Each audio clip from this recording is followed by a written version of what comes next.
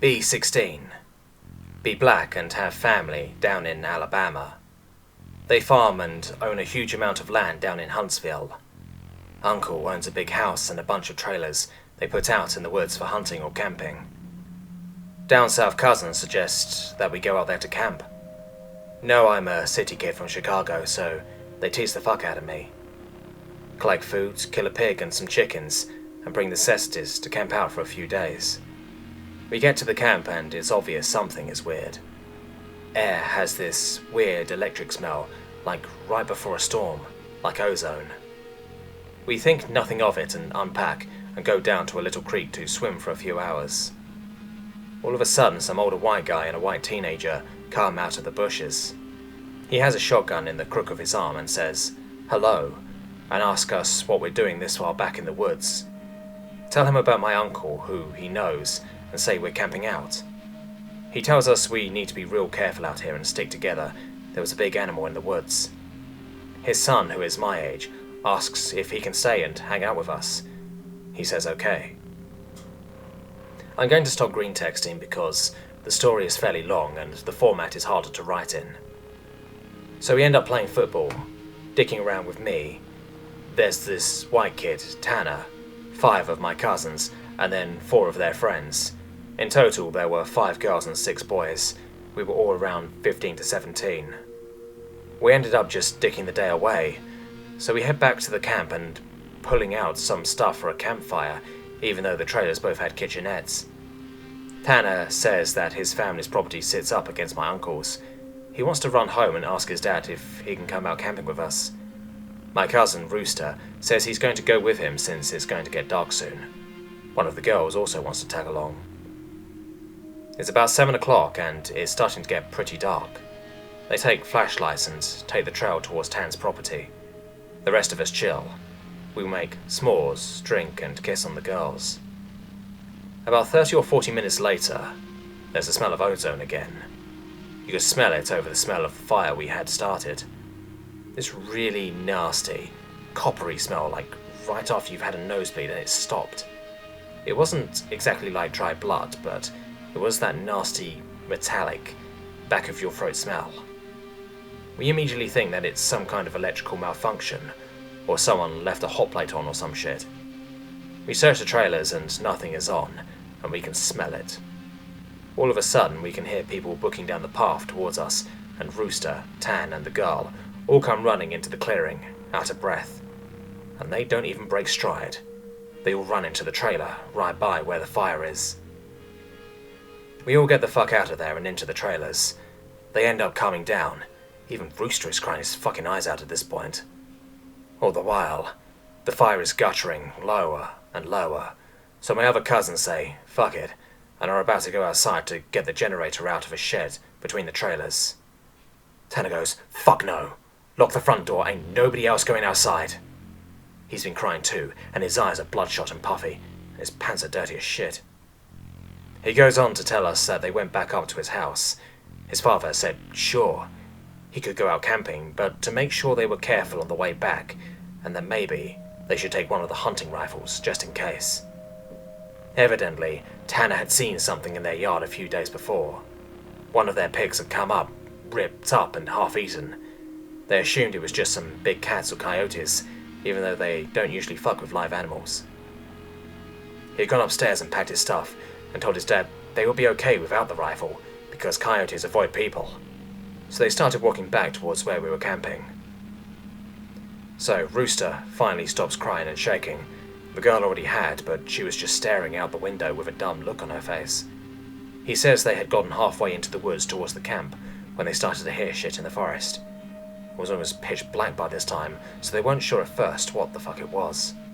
The girl says that she heard something in the bushes, right off the trail, and they all beamed their flashlights over there and there was someone standing back in the woods in a little hollow. Rooster said they shouted to him and told him that he was scaring the fuck out of them and what a dick he was. He says that's when he realized that the guy was facing away from them. So they keep walking, and they start smelling the nasty coppery ozone smell. They say that they look off into the forest on the opposite side, and it's a dude standing in the forest. backward, slightly closer to the path. So now they start power walking and Tan keeps going, I should have taken the fucking rifle. As they're telling the story, the smell is still super strong, even inside the cabin. They say that after they started walking faster, a kind of low gibbering had started coming from both sides of the woods. And as they started booking it back to the trailer, the girl said she had flashed her flashlight out into the woods to the side of them and had seen something jerking itself through the woods. The gibbering just got louder and louder, and when they could see the light from our campfire, something had come out of the woods about 40 yards behind them onto the track, and they had just flat out ran as hard as they could to the trailer. So we're out in the fucking woods, and we're assuming at this point it's some rednecks or some shit trying to fuck with us. All of a sudden, my other cousin, Junior, starts going on about how he went to school with a native kid that was telling him about the Goatman or some shit. We promptly tell him to shut the fuck up because we don't need any spooky talk right now. But he just keeps going on about how it's the fucking Goatman and how we're in his woods and blah blah blah. Now at the time, I had never heard of this Goatman or any of that, but then a couple of years ago, the year before I graduated from college, I had a Menon for a roommate and I ended up asking him about it. And to sum it up, it's basically a fucking man with the head of a goat, and he can shapeshift and he gets among groups of people to terrorize them. It's also supposed to be kind of like the Wendigo, and it's bad mojo to even talk about it, and even worse if you see it. Keep in mind, I didn't know this back when I was 16. So my cousin is going, the Goatman's going to get in and fucking get us. The girls are all terrified, and my cousins and I are all fucking trying to figure out if it's just some hillbillies or if it's some animal. So all of a sudden, the smell just goes away. Like to this day, I haven't even experienced anything like it. Like, usually smells fade away or lessen. It just literally was there 1 second, and then not the second. So it's after an hour, making it around 9 or 10. We've stopped shitting bricks enough to go back outside and stoke the fire again. We figure it was just some assholes trying to fuck with us, so we don't go back home because we think if we do, they'll chase us for the woods or some crazy shit. Nothing else weird happens that night, and we stay another night, and for the main part of the night nothing happens. At about 1 in the morning, we're outside getting drunk and telling ghost stories. As someone is finishing some too spooky story, I don't remember what about, the smell comes back. It's so fucking strong that one of the girls literally starts vomiting. I stand up, and you can actually feel how clammy the air is. I say we should get inside, and this isn't right. We should have just fucking left. We all go back inside, and we're standing around. My cousin just keeps on going on about how it's the Goatman, and my cousin Rooster tries to shut him the fuck up. And all the while I'm just feeling that something is wrong, and I can't figure out what the fuck it is. We end up sitting in there for a while. The smell is just as strong, and we're terrified and all huddled in this camper. We end up cooking brats for everybody because nobody wants to go outside. It's one of those packs with 4 brats. We have a total of 3 packs. I grill them up on the stove and give everyone a hot dog. I get mine. After a while, one of my cousins gets up and goes over to the pot to get another one. He starts grumbling about how I get 2 brats and everyone else only got 1, and I look at him like he's fucking stupid. I tell him that everybody only got 1 because there are only 12 brats. If he wants more, he should open up a new pack and cook some more. That's when the girl that had been out with Rooster and Tan just starts screaming, "Oh Jesus, oh Lord, get it out!" She's crying and shivering, and then it dawns on the cousin standing up what the fuck is wrong. Me and him both glance around the room, and then I feel my heart fucking sink. I run the fuck out of the cabin, and the girl runs out with us. The trailer door is banging against the side of the trailer as everybody books out of the cabin. One of my cousin's friends asks us what the fuck was wrong. I start counting us. There's only 11 now. I shit you not, my cousin verified. There had been 12 people in the cabin, but being that everybody didn't really know each other well, nobody had really noticed the whole fucking time that there was an extra person. And then I realized earlier that I had kind of noticed something was off. You know how when you're just dicking around having a good time, that you don't sweat the smallest shit, and you don't always keep track of certain stuff? I'm dead sure that someone else had been in the trailer with us, and that they had been there for at least a fucking day, eating with us. What makes it worse is, I could figure out which one, because I don't think anyone ever actually interacted with the other person, the Goatman. The girl kept praying to Jesus, and we're all sitting outside. Eventually we get big-ass sticks and go back in the cabin, but there's nobody in there. We count again and there's 11 people. We go back into the trailer and lock the door. We explain what the fuck happened, and the girl says that she realized too, and that when he was about to say something, the person sitting next to her had grabbed her leg hard and leaned over towards her and said something she couldn't understand. So we are pretty much scared as fuck as we huddle together, and I fall asleep. When I wake up, the sun is just coming up, and half the people are asleep and the other half are packing our shit up.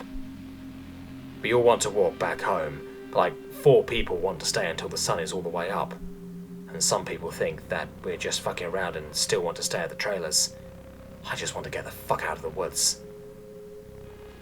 The girl's name was Kira, the one that the Goatman had touched. Anyway, I asked her if she really thinks it was something bad, and she says she just wants to go home as she doesn't want to be out in the woods alone for another night. So we decide to split up. The 4 that want to go can go, but I have to stay because I have the keys to the cabin and it's my uncle's and I have to lock up. I'm super pissed at this point because I feel like people aren't taking this shit seriously, and I definitely didn't want to be out in the woods for another night. I spend the rest of the day trying to convince the rest of the people, now 4 girls and 4 guys, to get the fuck out of Dodge. Tanner leaves with them to go get a rifle and says he's going to be back. So there are just 7 of us left by 4 PM. At around 5 PM he hasn't made it back yet, and we're getting extremely fucking angsty, and the only reason I stopped begging him to go back was because he went to get a gun.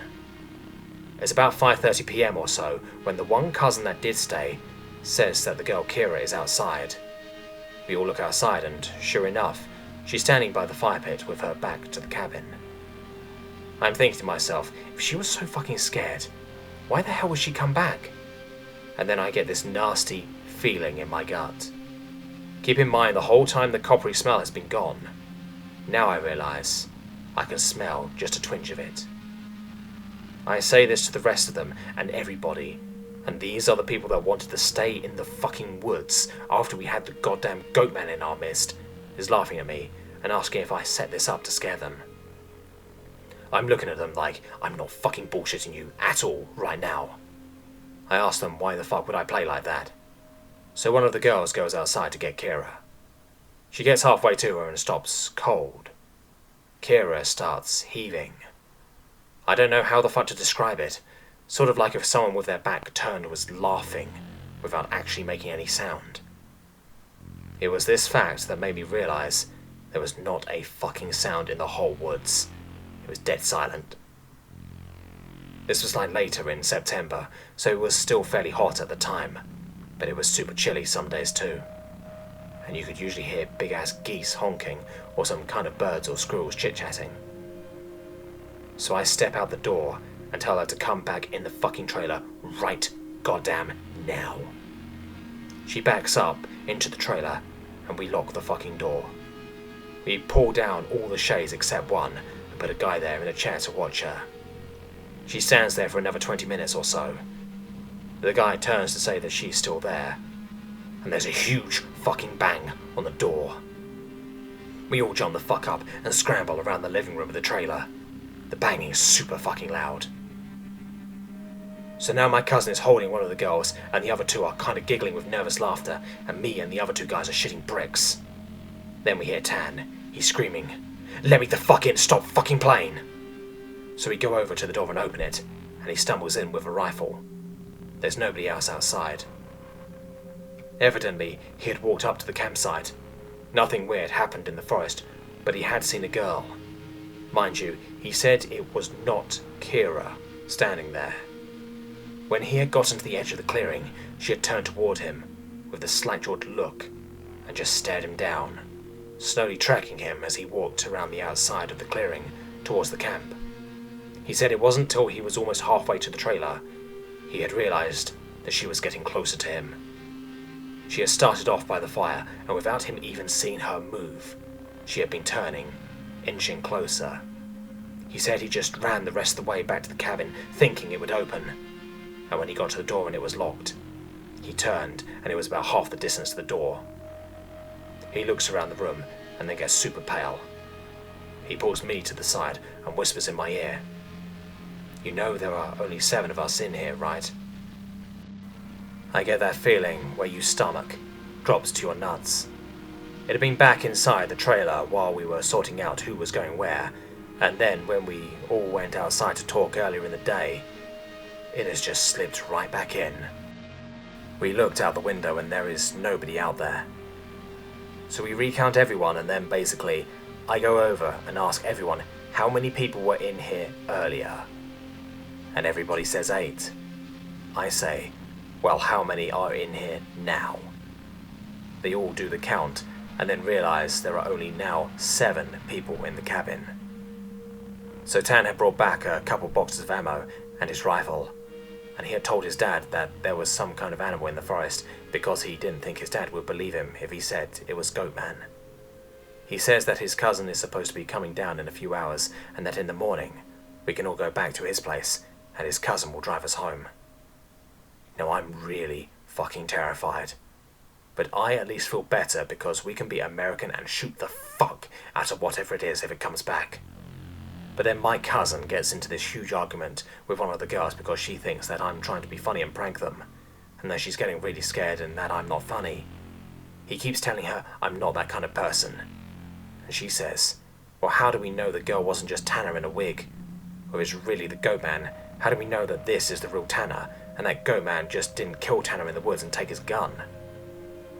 So we fucking get into a huge argument about this, where me and Tanner like, we could seriously be in danger because at the very least someone has been sneaking themselves into our fucking trailer without us knowing and mingling with us. And at worst, something bad in the forest is fucking with us. One of the girls is crying and saying she wants to go right now, and we're trying to tell her we shouldn't because none of us are walking through the woods in the middle of the night. At this point, the sun is starting to go down and it's getting a little cloudy out. We eat something and turn on the radio for a while, but we can't really get a station out there with anything decent.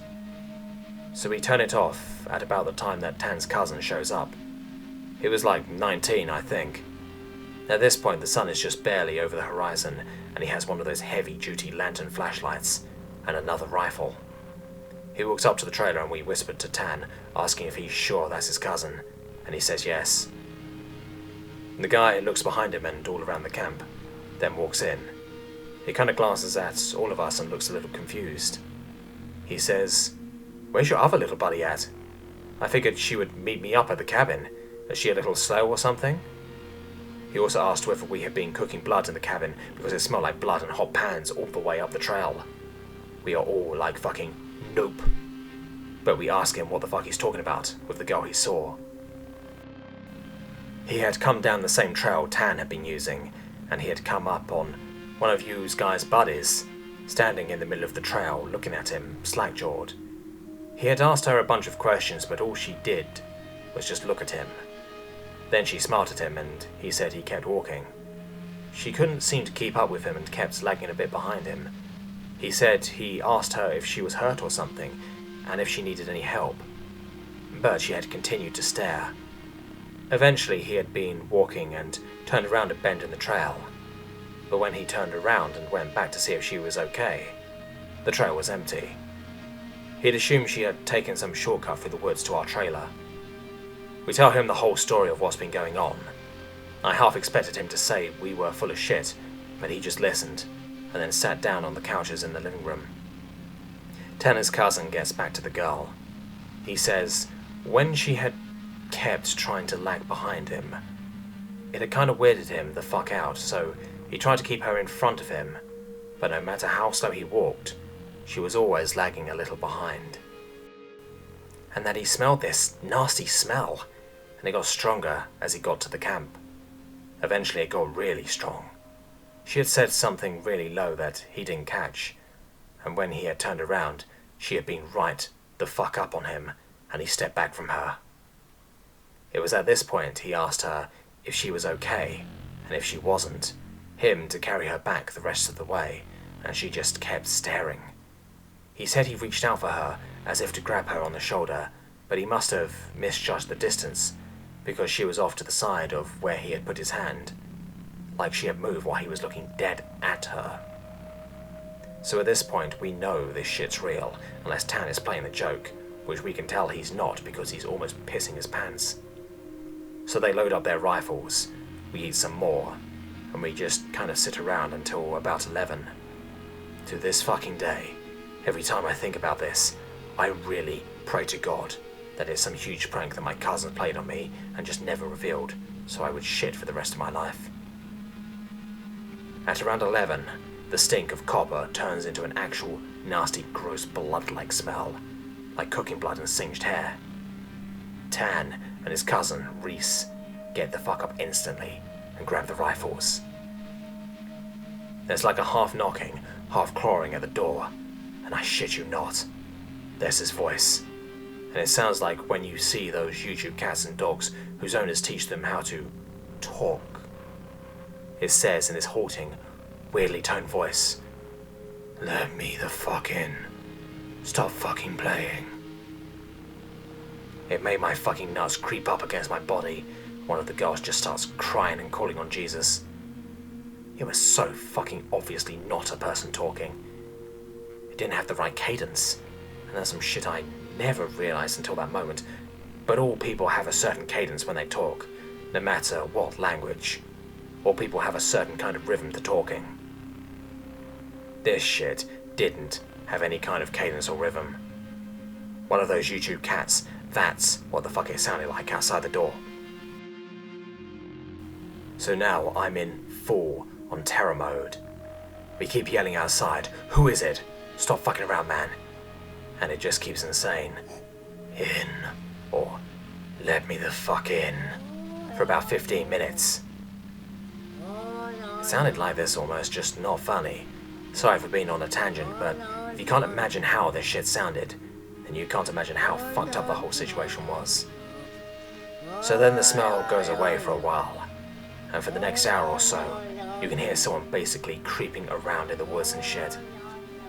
Every couple minutes it'll come back into the door and say something.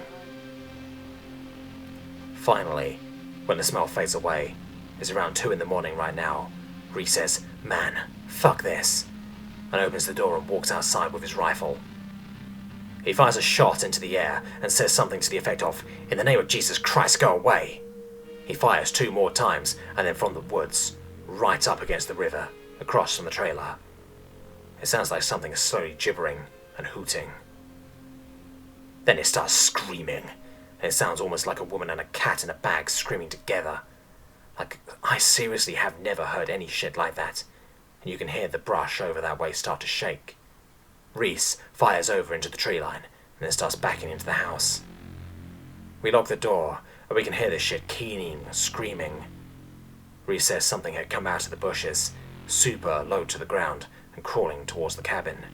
He had shot at it. Pretty much that was how the rest of the night went. It was literally screaming constantly for the next 2 hours. We could hear shit moving out into the tree line. But it never came back up to the cabin until everyone had finally fallen asleep. Tan had been sitting in the chair, watching the door with his rifle. Nobody else heard or saw this, and he told me 2 days later, after the whole thing was over. He said he had been nodding off after the screaming and noises finally stopped, and he had been almost asleep when he saw someone come out of the bathroom and then lay down in the middle of the floor and go to sleep. He just assumed it was one of us, and he had nodded off. Then he said he kind of realized something was wrong, and while pretending to be sleeping, he counted us. There were 9 people in the cabin. He basically didn't want to try to shoot at the fucking thing in the cabin and have it kill us all then and there, or Reese wake up and start shooting and then we kill ourselves. So he just stayed awake all night, pretending to be asleep. He said sometimes it would stand up and kind of do this weird jittery thing, or heave like it was laughing, but then it would lay back down. The story closes pretty weak because from my perspective nothing happened. We woke up and I noticed that Tam was a little jittery and that he was avoiding looking at all of us. But we ate some breakfast, packed up and started walking to his house. He stayed last in the cabin and said he'd lock up and bring me my uncle's keys to just start walking, and he'd catch up, which I didn't really want to fucking do. We got a little bit up the path, and when he came running up, basically we just jogged back to his house. His cousin took us home. There was a window in the bathroom. Tan had gone back to lock up and looked in there. We were too stupid to lock a screenless window. The window was fucking up when he went in there. I'm guessing it had been doing that all along, waiting for us to fall asleep or slip up, and then getting in among us.